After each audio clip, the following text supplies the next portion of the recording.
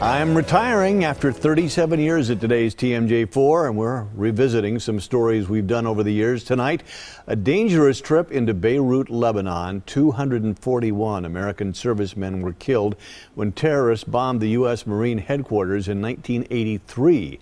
Now, we were in Tel Aviv on assignment when that bombing occurred and made the dangerous trek to Beirut to cover that story. Photojournalist Jim Angeli was with me on that assignment. He is here in the studio this evening. Hard to believe we actually did that, Jimmy.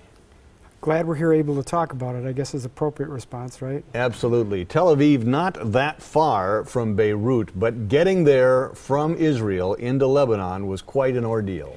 Yeah, I don't think we really understood what we're up against when we got into this convoy.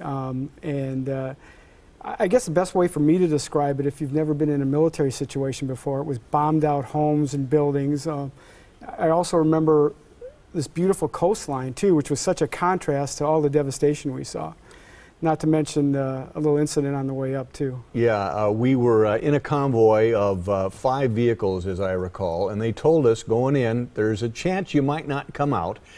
They said if you're in the convoy, don't be in the first car because that hits the landmines, and don't be in the last car because that's the one the snipers pick off.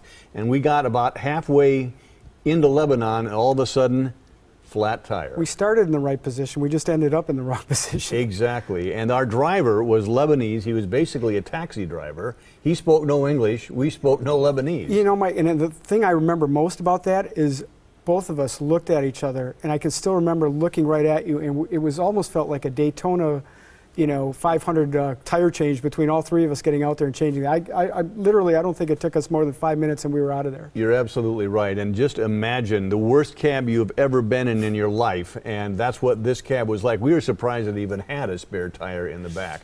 Of course, we got in to Beirut itself eventually, went through some checkpoints along the way, and then we got out to the airport where the base was located, and just utter devastation to come upon that scene.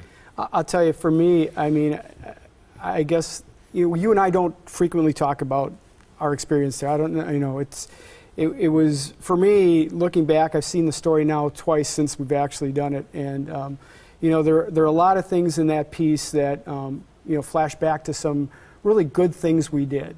And the one thing that really stood out for me was, I remember you saying, we need to find soldiers from Wisconsin. Right. And these folks had been working really hard trying to recover their fellow soldiers, or Marines, I should say.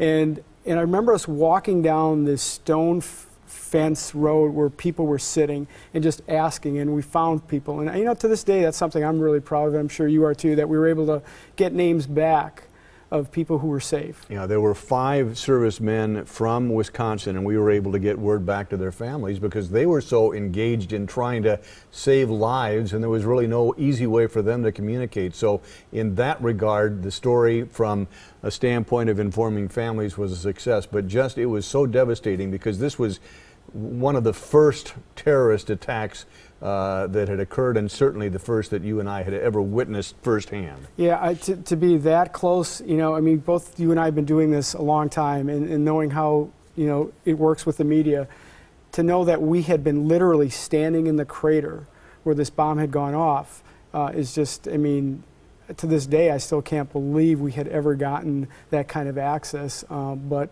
the access allowed us to get those names that we got back home. An ordeal for us to get in and out, but frankly nothing compared to the anguish that those who lived through it were experienced there in Beirut back in 1983. Jimmy, thanks for coming in to reminisce. Mike, congratulations. I'd be remiss to say that, we're not able to do this without our families. True enough, yeah, good point. Jojo and Matt and Kelly, I personally want to thank them because without them we could never be able to do what we do, and they deserve a lot of this credit. And your wife and kids, Michael and Gina and Lynn, is like, wow, they sacrificed too. Yeah. Thanks for having me. Yeah, absolutely. And the MAC Fund, of course, is hoping to raise $37,000 in honor of my 37 years at today's TMJ4, and you can donate, help fight childhood cancer.